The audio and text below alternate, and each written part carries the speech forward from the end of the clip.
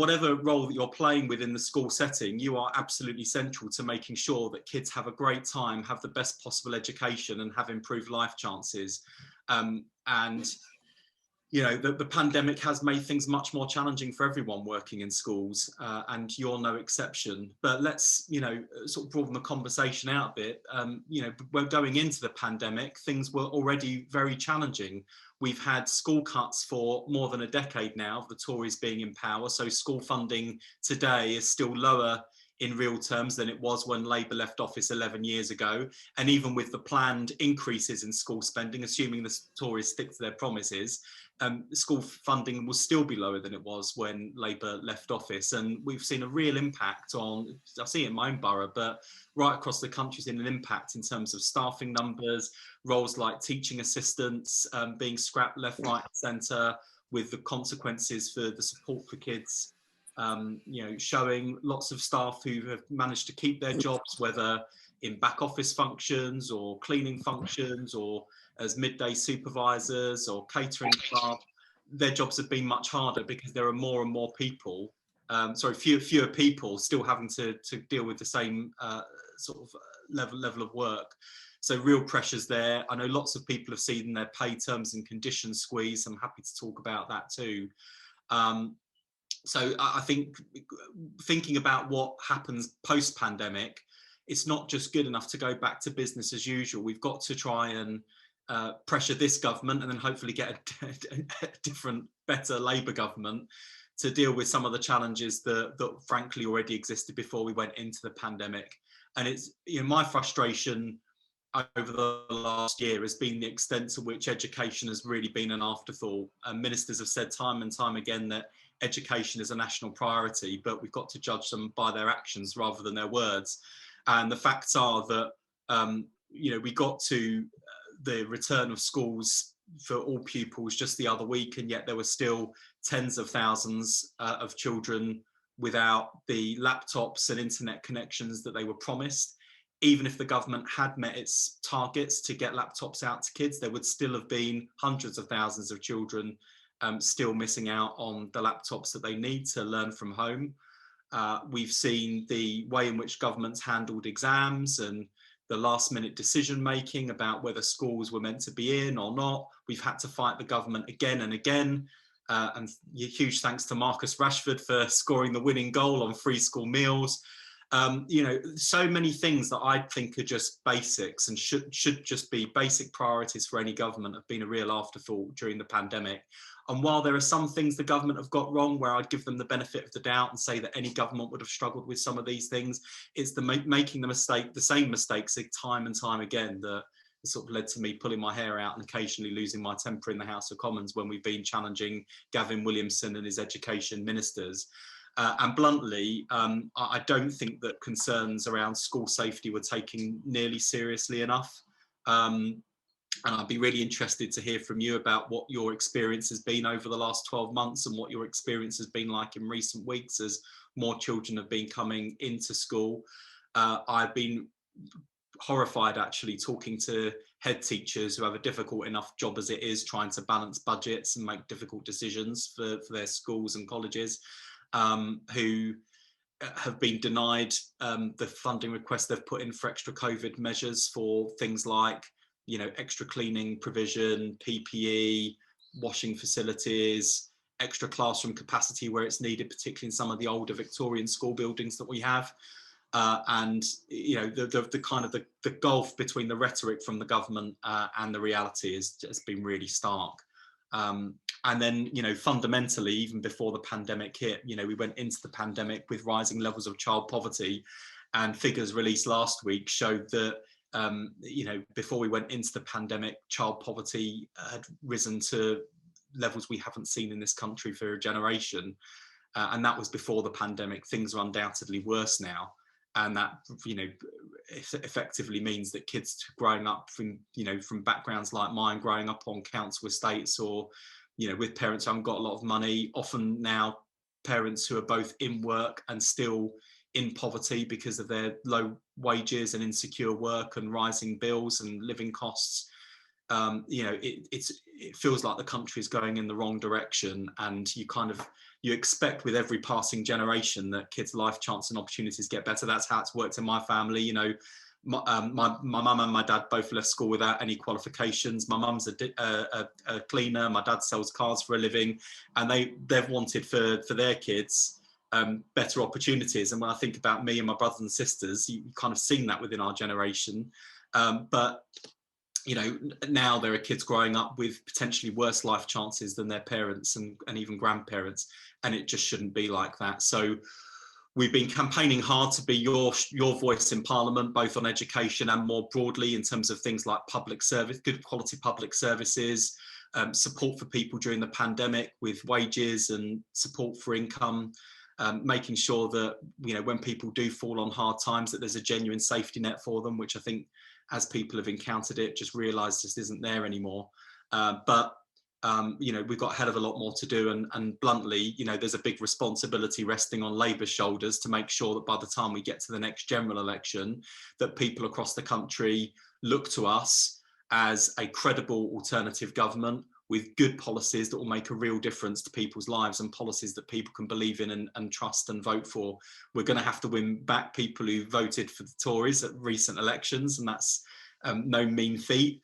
But I hope that you know, as people seeing how this government, not just how this government's conducting itself, but hear what Labour's got to say, hopefully we'll be able to do that. But I'm not just here to give you a party political pitch. Most importantly, I'm here to listen and to take your questions and hear your honest feedback about what things are like for you at work at the moment, and what you think we need to be doing and taking up on your behalf in Parliament. So huge thanks to GMB in London and across Southern Region for bringing us together this afternoon. I'm very happy to take your questions and comments and feedback. Thanks, Wes, for that commentary, and for everything you're doing, you know, and Labour are doing to make sure our members are trying to be kept safe in schools, and also just to be our voice in Parliament. But thank you for also recognising the value of all school support staff and mentioning cleaners. And Leslie, yes, you're not just a cleaner. We know that schools could not operate without every single member of support staff in them. So thank you for everything you do, whether you know, HLTA, cleaner, midday meal supervisor, you're all needed. And so a few more shouts up just before I go to asking questions. So there's Helen from the Senn School in Reading, and Christopher from Hampshire, and Jane, a TA in Lambeth. And if you're reps, thank you for being a rep in your school, you know, being the voice of your colleagues, and for standing alongside them and speaking up for them. So we can go to questions now. Please put your hand up. You can either put them in chat, but it's probably easier just if you want to raise your hand and ask a question, and I'll take them in groups of 3. I think Donna, you might have had one first. I think in the chat about what was it? But if you want to ask it about the contact testing. Yes, thank you. I'll just take 2 more. If there's 2 other people that want to ask a question of Wes, if somebody wants to put their hands up, and I'll oh, Martha, okay, so I'll take Donna, Martha, and then anybody else. Yeah, who's that? Sorry, just Victoria Williams. Victoria, okay, so I've got Donna, Martha, and then Victoria. Yeah, Donna. Yeah, thank you, Barbara. Thank you, Wes, for coming along this evening and being that voice for the support staff, because we fully well know that if you listen to the media, schools are shut and teachers are just absolutely amazing because they're the ones sat at home delivering the work. We all know schools don't do anything, do they? My question today is in regard to the daily contact testing trial that's going on. At the moment, that's in 10 schools, and they're looking to roll it out to 200 very shortly. I'm just wondering what Labour are going to do, because we feel, so I sit on National Schools Committee, and we've had an in-depth discussion about it today, and this will take away the need for pupils to self-isolate. So the thought process behind these daily contacting tests are that a child tests positive, So that child goes home, but nobody else is sent home. Everybody else is tested daily. So by day 2, you've got 3 children positive. Day 5, you've got half the class positive. Rather than sending the whole bubble home to self-isolate, potentially you have then just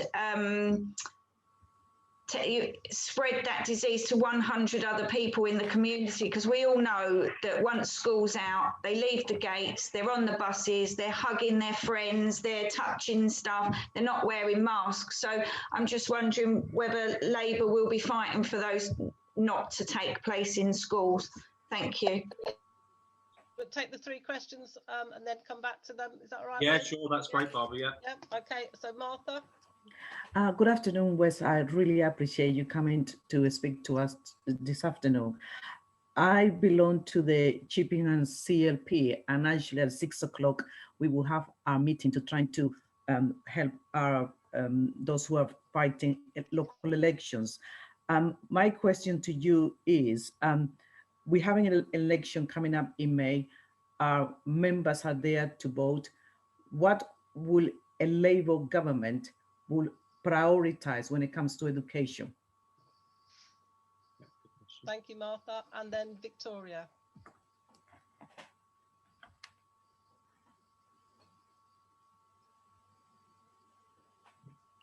Victoria, you wanted to ask a question? Victoria Williams, was it? You're on mute, if you can unmute yourself.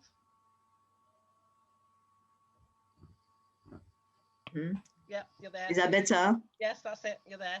Okay. I said, thank you for coming, Barbara Planter and Wes Streeting, to this meeting to enlighten us a little bit more on school problems. My question was, or is the school allowed to make cover supervisor redundant? Or can staff like cover supervisor be made redundant? Can they be made redundant? I might be able to answer that one first, shall I? Yeah, go for it. Yeah. Victoria, I mean, as long as the school is following a policy, you know, a proper policy, if they're restructuring, then unfortunately they can, and a lot of schools we know now are, because we're coming out of the COVID, and a lot of schools that I work with are making redundancies, but they've got to do it in a proper way, in a proper process. Yeah. So you need to make sure that your branch are aware of if there's been a document that's been given to you to say that this is what they're going to do. And it's, you know, should be a proper restructured document that shows you what the structure of the staff is like now and what it wants to move to, and then people have got the chance to query and ask questions and maybe put an alternative case. Barbara, can I interrupt? Sorry, Barbara. Hello, Victoria, it's Kathy. Victoria's in my branch. How are you? I'm very well. Victoria, we haven't got to that bit yet. Yeah. I will speak to you offline. Okay, all right, thank you. We'll have a chat later. All right, all right. Victoria. Thank you very much. Thank you. Bye. We're all networking. Okay, Wes, do you want to take those? Yeah, brilliant. Yeah, so I mean, firstly, to Donna's point, I mean, I can understand why they want to do more testing and individual testing, because they want to minimise the disruption to kids' education with entire bubbles going out. And I know there's been some concerns about sort of people going home needlessly, but I think what we'd all need reassurance on is that the testing is robust, to make sure that the risk of other people becoming infected is much lower. I mean, to be honest, this is one of the reasons why we urged the government around February half term to roll out the vaccine to all staff working in schools, not just, it kept on being written up in the headlines as sort of vaccinate teachers, which drove me up the wall, because we were, myself and Kate Green, who's the Shadow Education Secretary, and John Ashworth, the Shadow Health Secretary, we were all absolutely explicit. It was all school staff. It was really important to us. Because basically, you know, one of the things we're seeing when people are going off and there are symptomatic cases is it knocks out whole bunches of staff that then makes the school harder to run. It's more difficult for schools to be staffed at a safe level, and particularly in terms of supports. I mean, it's hard enough when teachers go off, but with support staff as well. Often there aren't loads of other people doing your job that can just step in and help fill in. So it's a real pressure. And again, going back to what I was saying earlier, we just don't think that the government has taken the safety concerns of staff seriously enough, because of course it's not just about making sure that the kids are in school and being educated. Of course, that's the of primary importance to all of us. It is also about the fact that people have a right to be safe and feel safe at work as well. And we just didn't think the government took that seriously. I mean, look, touch wood, the vaccine rollout continues at pace. I mean, there's a bit of a pause at the moment, but you know, let's hope that the vaccine rollout sort of continues at pace. And then onto I get, you know, obviously one of the questions has now been already addressed, but it does relate to Martha's questions as well, which is, you know, the fact that some head teachers and school and college leaders at the moment are having to look at redundancies tells us something about the state of funding in education. And fundamentally, I mean, we're some way off a general election yet, and although every part of the country is going to be voting for something in May, because we've got the Welsh elections, the Scottish elections, the local elections, the London elections, the Police and Crime Commissioner from last year and this year all rolled together. So every part of the country has got at least one vote to cast in May. We're some way off a general election, but I can say with absolute certainty that Labour understands that if you want to raise life chances, raise school standards and close the gap in opportunity in kids from the richest and poorest backgrounds, you can't do it on the cheap.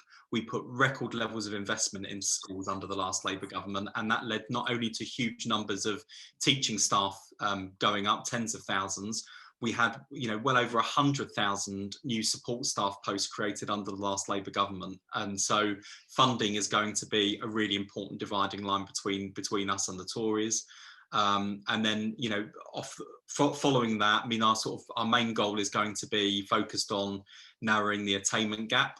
We've just set up a commission actually to look at how this can be done, and GMB will have a really strong voice on your behalf in that.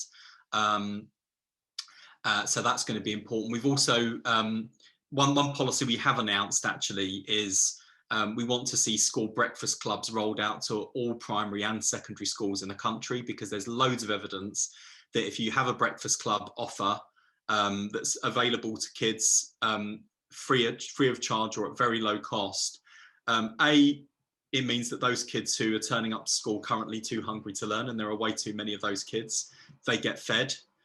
Secondly, it means that loads of other kids join in as well, and often if they've got busy working parents, being able to drop them off safely to a preschool breakfast club is really helpful for childcare too. And thirdly, getting all kids off to a great start to the day improves their behaviour, their attendance, their punctuality and their learning. And of course it creates more jobs as well, so there are kind of lots of wins there. So we've already said we want to increase sort of breakfast club activity. There are loads of other things I'm looking at the moment. I think one of the things about this pandemic is it's not just about making sure children's education recover, but their well-being as well. And we want to make sure that children aren't just learning at school and doing well with their grades, but also that children are happy. They've got time for their play and personal development and building friendships and confidence. And there have been some real challenges, obviously, during lockdown where kids haven't had those opportunities. So, you know, whether it's things like what kind of mental health support and pastoral support we could commission in schools, better links with the NHS, after school clubs and activities. I think there are loads of things that we're currently looking at, and you know, we'd really appreciate you feeding into that. You know, you can drop me an email directly and I will put my contact details in the chat before we finish. But also, you know, making your voice heard within Labour via the GMB is also a really good way of influencing policy. Thanks, Wes, for those detailed answers. Just looking in the chat, so Helen in West Berkshire says all school staff in her school have been offered the vaccine. So that's really good. I think it's probably hit and miss, you know, between the schools to which schools staff have had it and which haven't. But thank you, Helen, for putting that in the chat. I've got another question from Maria. That's one question. Another two questions from anybody? I'm scanning across. If anybody wants to put their hand up, just let me know. This is a real chance to ask a member of parliament and tell them your thoughts about school support staff. Is that did Cheryl? Is your hand up? Yep. And then one more to make it the 3. Christopher, thank you. Okay, so Maria Pizzey, is it? Would you like to ask your question first? Hello, yeah, Maria Pizzey. I'm a GMB Kent branch rep down in Kent. And I just really wanted to talk to you, Wes, because I'm not sure if people in Parliament really know the adverse effects this is all having on support staff. First of all, with regards to this being an industrial disease, talking about long COVID, we've got members that were forced to attend work because it was only TAs that were in school while teachers were teaching at home remotely. Where they've maybe caught the disease and had to have time off sick, that then affects their contractual sick pay. Where they have long COVID, if they don't have long service, therefore they run out of sick pay and they can then be dismissed. So we've been in conversation with Kent County Council about this.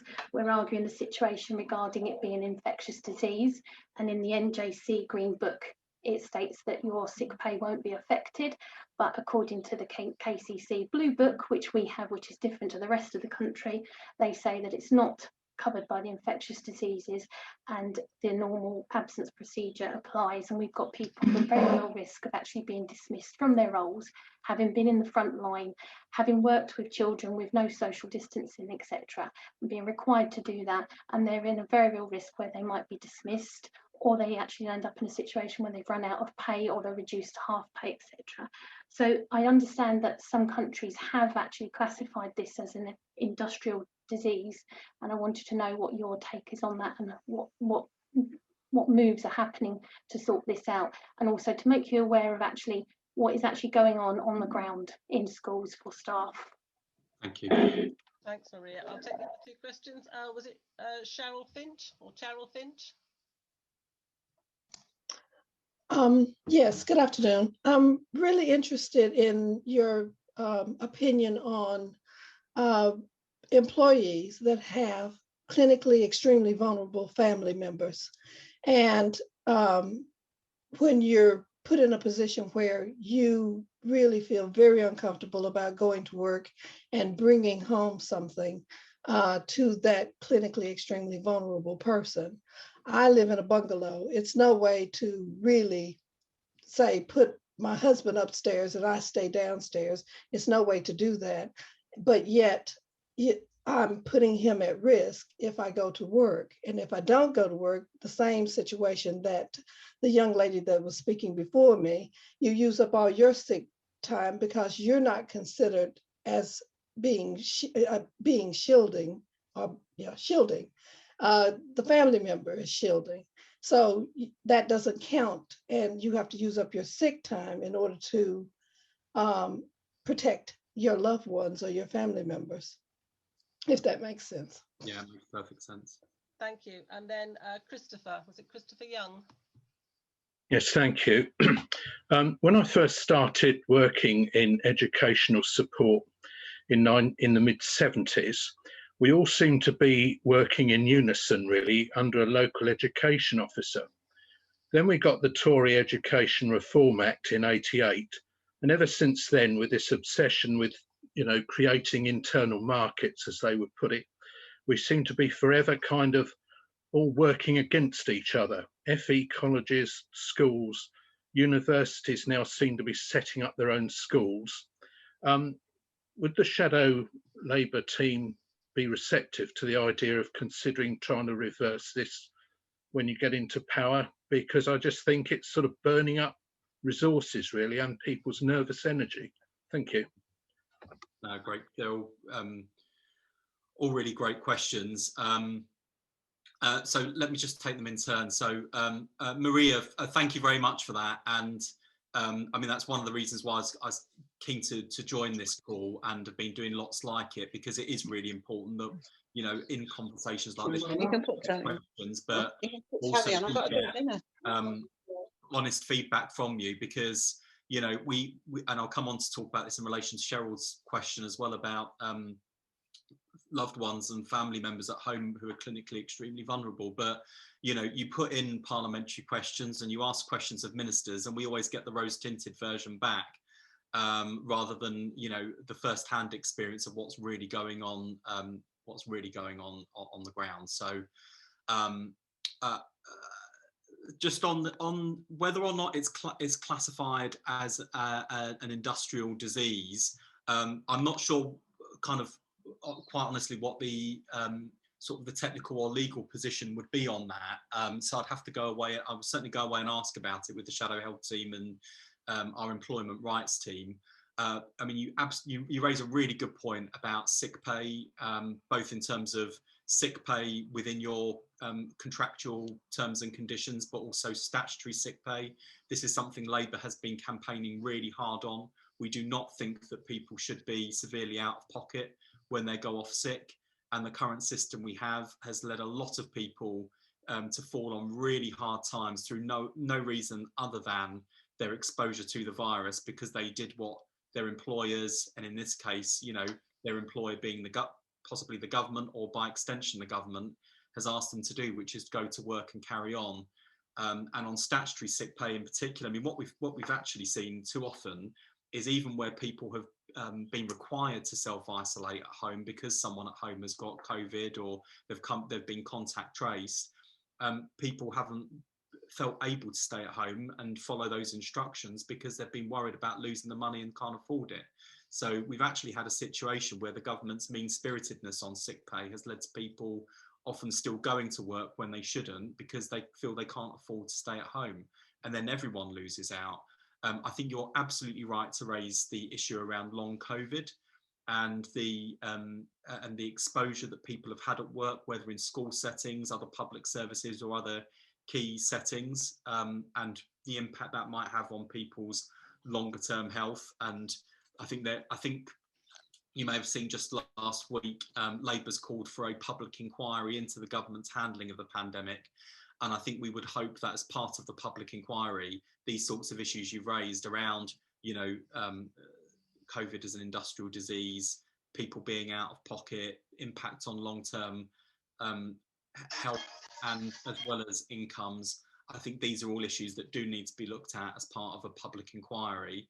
And the government might want to consider, you know, what longer term they do to support people and compensate people who've been you know, badly affected by COVID because of their exposure to the virus. Because, you know, while lots of us have been working from home, many of you have been required to still go to work. And I think there's something there that says to me that you know, society owes you something. Actually, the rest of us owe you, who put yourself in harm's way, to continue to do the right thing and go to work. And I hope that's something we can get out of a public inquiry and thinking about sort of what comes next.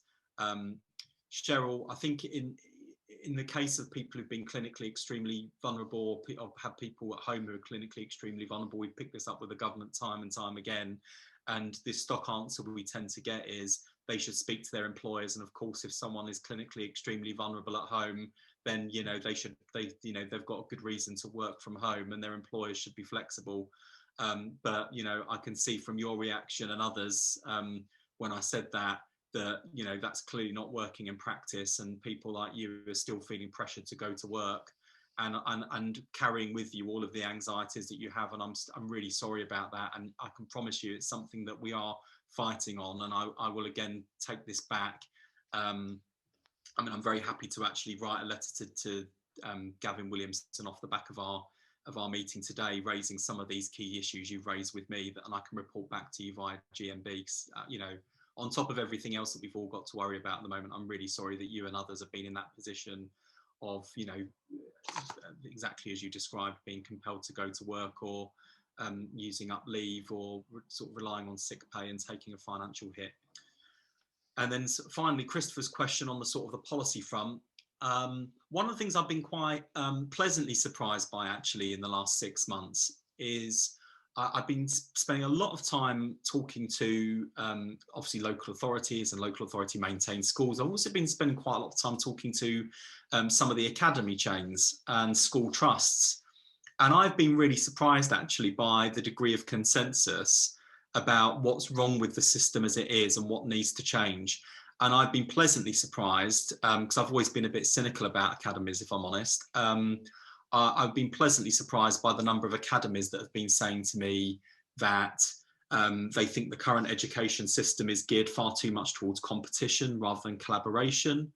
That some notorious academy trusts have been taking the mick, to use the polite language, around things like executive pay at the top and the conditions of workers on the lowest pay bands, and the way in which school budgets have been kind of top-sliced. It's been going into the central pot. So I think they're conscious of that. And I think we can get to a position, I think if we try and just unscramble the system and go back to early A's that we had before, I think we face spending a lot of time and a lot of public money not getting very far and not really changing children's lives or education or even necessarily people's conditions at work. But I think we can get to a position where we can start restoring some local democratic accountability through local authorities. We can start trying to restore a sense of collective national pay terms and conditions, and sort of address some of the unfairnesses and injustices that have come out of the system as it is. There will be some people within the education sector, and certainly the Tory party, who will be totally opposed to that. But actually, I'm finding more and more people, even within the academies part of the sector, that would be up for reform in that direction. And you know, it's been a reminder to me as I've sort of come in with my cynical hat on to talk to some of them, that actually there are some really good people in some of the academy trusts, and there are some academies doing really good work and that care about their staff, even if, you know, there are some rotten eggs that we see in the headlines as well. And that gives me some hope about what the future reform agenda should look like. And I hope we can get to a position that works better for children, but better for staff too. Thanks, Wes. Just there's some people in the chat that Linda Wellstead, would you like to you've got a question now. I don't know if you want me to ask it or do you want to come in and say it. You talked about your experience of breakfast clubs, toast clubs, Linda, and then you've talked about how they're going to be paid for. Do you want to come in, Linda? Or shall I ask it for you? If Linda's not, I'll say Linda said that she really likes the idea of breakfast clubs, and she used to run a toast club for SEND students, and she's heard lots of other fab ideas. But how are you going to find the funds to make this happen for our schools? Yeah, no, it's a good and fair question. And before I was Shadow Schools Minister, I was in the Shadow Treasury team working for Annalisa Dodd. So, you know, and frankly, this is one of the biggest challenges Labour's got. And I don't think it's a new challenge, to be honest. When you look throughout Labour's history, I think people often think that Labour's heart's in the right place, but when you get to an election, you always have to convince them that our head's in the right place too. And certainly when I knock on doors, and my own constituency has kind of always swung between Labour and Tory, it's been fairly marginal. So I've spent a lot of time talking to Tory voters that we need to win back. And they will say things to me like, well, look, we know you want to do all this nice stuff and you care about tackling poverty and inequality and all that. And I agree with that. And public service is all very important, but we don't trust you with our money, or we don't trust you with law and order, or we don't trust you with defence and security. So we've got to try and win back public trust on those issues. Otherwise, we don't win a general election and we don't get to do any of the things that we want to do.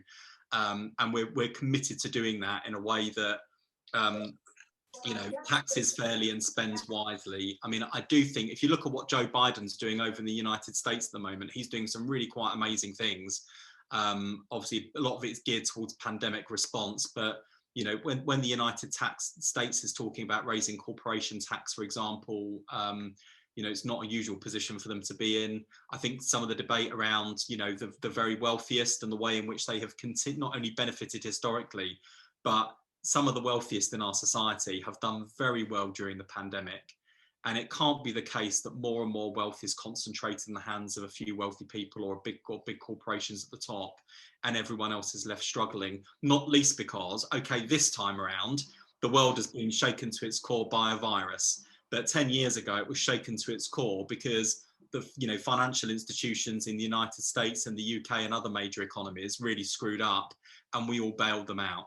So I think we've got to get to a point where you know, we're prioritising the right things. I mean, for Labour, education, we can't promise to do everything. And the next election, we're not going to promise to do everything for everyone, because no one, even if people liked it, they wouldn't believe it, and we'd lose an election again.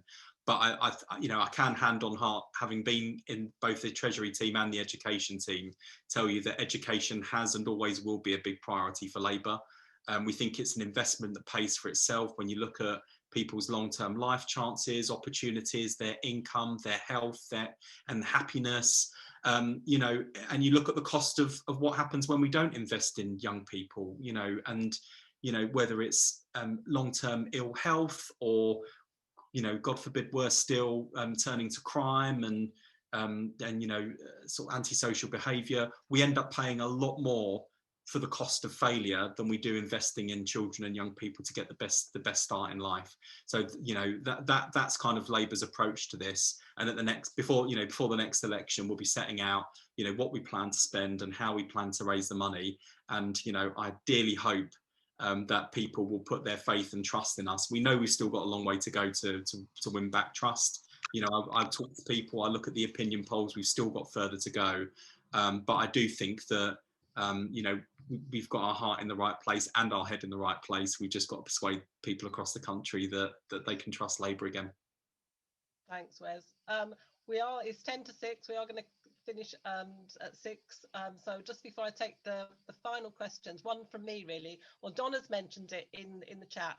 The school support staff negotiating body should be reinstated. Now, as somebody, I sat on that for all the time that it was up and running until Michael Gove became Education Secretary and called us a quango. So my question really is, do you support it? Yeah, I mean, I've always supported sort of national pay bargaining and think that it's a mistake we've moved away, and it just leads to a race to the bottom. You obviously did too good a job, Barbara, so Michael Gove decided he wanted to get rid of you like he did so many other things. I think it ties into what Christopher was saying earlier about the sort of the structure of the education system as it is.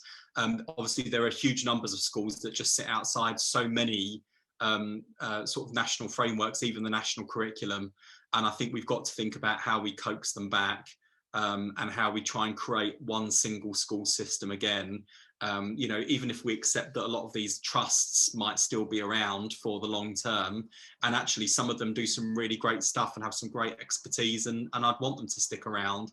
But, you know, I want us to move away from this race to the bottom in terms of pay terms and conditions, because, you know, there's a fundamental issue about fairness, and there's also just a fundamental issue about wanting to attract good people in, to support those people, invest in them, and keep them, and not lose people to going off to do other things. And I mean, you look at, you know, if you continue to get this wrong, you can kind of look to the social care system as the ghost of Christmas future in a way. In the social care system, because pay terms and conditions are so low, you end up with you know, people in that care system that aren't the best people available. And where they are the best people available, they end up just wanting to leave because they've got other jobs and opportunities and money available. Those people who are in it are often motivated by wanting to do the right thing by people, but they get so little time to spend with the people they're caring for, and then they leave because they feel demoralized. They're not doing a good job because they're not given enough time. And I don't ever want us to get to a situation like that in schools, particularly in the support staff area, where people feel like, you know, this isn't a job for them anymore. You know, they're not valued, they're not supported. And actually, I think there's loads and loads of potential to invest in the school staff, you know, system, to allow more progression routes for people to move from different types of roles into another. I've already seen some really great success stories, actually, where, for example, TAs have been supported by their schools to train to be fully qualified teachers, and that's been the right thing. It won't be the right thing for everyone. Not everyone will want to do it, but for people who can and want to, you know, it's great roles and opportunities. And I'd like to see more kind of opportunities for career progression within all sorts of support roles within schools, so that when people can when people do come into work in school settings in a support role, if they're doing their job, they're enjoying it, and want to grow and progress, that there are routes for them to do that without thinking, oh, I've nailed this, I now need to change career and go and do something else because the career progression isn't there. So I think there's loads of scope for that too. Thanks, Wes. Well, I've still got all the work from that school support staff negotiating project. Yeah, send it over. 108 job descriptions that we spent a year working on. I think I'm going to have to close it now because we are coming up to 6 o'clock. But I think, Maria, you did have one last. Is it a really quick question, Maria? No, you've asked one already, but if it's a quick question, I'll let you ask the second one. Maria? Yes, please. Yes, thank you. It's not so much a question as I just wanted to address something to Wes, because if there's going to be a public inquiry, the one of the issues that I've been dealing with very much all since September was the government advice to the clinically extremely vulnerable in the general population was to remain at home, to avoid going out to work and request furlough. Because the public sector couldn't be furloughed, that couldn't happen to support staff. Also, the same advice to schools given at the same time was that everybody should return to the workplace. So I've had a clinically extremely vulnerable people having to sit alongside, up close with children, vast numbers of children, etc., in the workplace, unless they were prepared to go to their doctor and get signed off with stress. And I've had people in that position. I've had a successful, at the moment, one successful grievance, formal grievance that was raised, and they've upheld and they've given her back her sick pay entitlement. But the position is that the government were advising clinically extremely vulnerable people out of schools separately and different to what they were advising schools to impose upon clinically extremely vulnerable staff. And I just would like that raised. That there wasn't an option of furlough, etc., that they were advising in the private sector. Yeah, that is a great point, Maria. I've just put my email address in the chat box, by the way, everyone. I mean, do feel free to drop me a line with sort of any honest feedback, issues that you think we should be raising in Parliament, and of course, continue to use GMB structures. I mean, there's a really strong political team. You've got them on the call here today, and others in head office as well, who do regularly talk to us and keep us advised on what the key issues are. I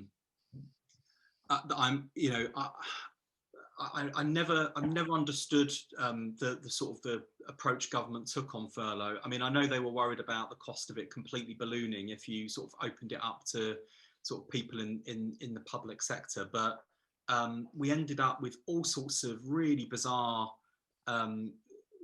lines being drawn. So like in health, for example, there are a whole load of health roles which are not based in kind of primary care or in hospitals or anything like that, whose businesses were effectively closed overnight because of government regulations, but they weren't entitled to furlough their staff. And then in education, you're right. I mean, if just a little bit of flexibility would have just gone such a long way to making sure that if there were staff in that position where either they're clinically extremely vulnerable or someone at home is clinically extremely vulnerable, that little bit of flexibility would have just made so much difference for both that member of staff and also the school leaders who I know face a lot of invidious choices and sometimes can come across like the big bad wolves when they're kind of saying no and not agreeing to things. But I think in so many cases in the last 12 months have had their hands tied by the government regulations as well. And I think you're right, Maria, that kind of contrast between the advice that was being given generally and then how it applied specifically in school settings where, by its very nature, you've got loads and loads of people coming in and out of the school gates every day, made no sense. And I will absolutely pick that up for you as well. But thank you so much for having me along this afternoon. It's been really insightful. I hope you found it useful, and genuinely my email inbox and my door is always open to you and GMB anytime to make sure that we're fighting on the right issues for you in Parliament. No, thank you, Wes. There's just one comment. I mean, it says you can get paid more working in the supermarket than you can as a member of school support staff. I don't know if you want to make any final comments, Wes, or you feel like can I just make one final comment? Sorry. And go on, Kathy. I just want to, yes, I was just going to say, you've heard all of the stories, what the support staff go through in schools. There's a lot more really breaking stories you could hear, but we don't have time.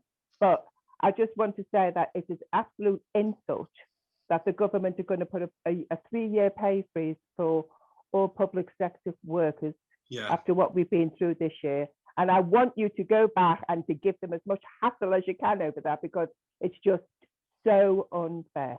That's the easiest promise for me to make to you. I can tell that we are all genuinely absolutely disgusted at the public sector pay freeze. I think, you know, it goes back to what I said earlier about the people who were able to work from home and the people that went out and went to work because they were asked to and because they understood that their roles were important for other people, and you did that. And to now say that you're going to get a pay freeze is a kick in the teeth.